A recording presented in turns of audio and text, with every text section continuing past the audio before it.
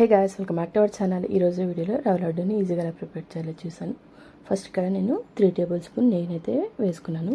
నెయ్యి బాగా హీట్ అయిన తర్వాత ఇందులోకి కొన్ని గోడంబి ద్రాక్షను వేసుకొని కొంచెం గోల్డెన్ కలర్ వచ్చేంత వరకు ఫ్రై చేసుకోవాలి. ఇలా కలర్ వచ్చిన తర్వాత వీటిని సపరేట్గా ఒక బౌల్లోకి అయితే తీసుకోవాలి. ఇప్పుడు అదే నెయ్యిలోకి నేను ఇక్కడ 1 కప్పు బొంబాయి రవ్వ అయితే యూజ్ చేస్తున్నాను అనమాట.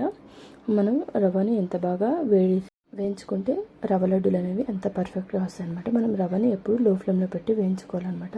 రవ్వ వేగిందా లేదని ఎలా తెలుసుకోవాలంటే మనం గోడంబిని ఫ్రై చేస్తే స్మెల్ ఎలా వస్తుందో అలా స్మెల్ వస్తే రవ్వ వేగిందనమాట.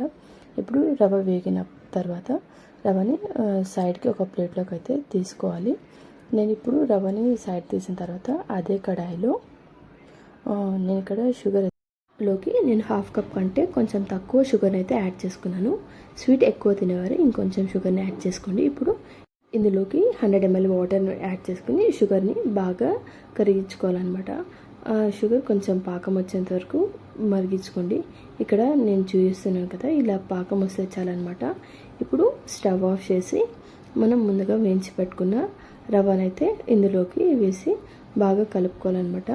రవ్వతో పాటు నేను ఇక్కడ డ్రై ఫ్రూట్స్ కూడా ఇందులోకి వేస్తున్నాను. మీరు కావాలంటే లాస్ట్లో కూడా యాడ్ చేసుకోవచ్చు. ఒకసారి బాగా కలిపేసుకోవాలి మనం రవ్వ వేసుకున్న తర్వాత. నేను ఇక్కడ షుగర్ని అయితే యాడ్ చేశాను. మీరు కావాలంటే షుగర్ పౌడర్ని కూడా యాడ్ చేసుకోవచ్చు అనమాట. ఇప్పుడు గోరువెచ్చగా ఉన్నప్పుడు ఒకసారి ఇలా బాగా కలుపుకొని మనం ముందుగా కాల్చి చల్లార్చి పెట్టుకున్న పాలని కొన్ని వేసుకుంటూ ఒకసారి బాగా కలుపుకోవాలన్నమాట. మనం ఇక్కడ రవ్వ అనేది ఉంటలు కట్టకుండా చూసుకోవాలన్నమాట. ఉంటలు కట్టడం వల్ల లడ్డూలు అనేవి పర్ఫెక్ట్గా రావు. ఇప్పుడు చేత్తో ఒకసారి ఇలా బాగా కలుపుకొని రవ్వ లడ్డూలాగా ప్రిపేర్ చేసుకోవడం అనమాట. చూడండి, లడ్డూలు అయితే చాలా పర్ఫెక్ట్గా వస్తున్నాయి. ఇప్పుడు వీటిని ఒక ప్లేట్లోకి అయితే తీసుకోండి.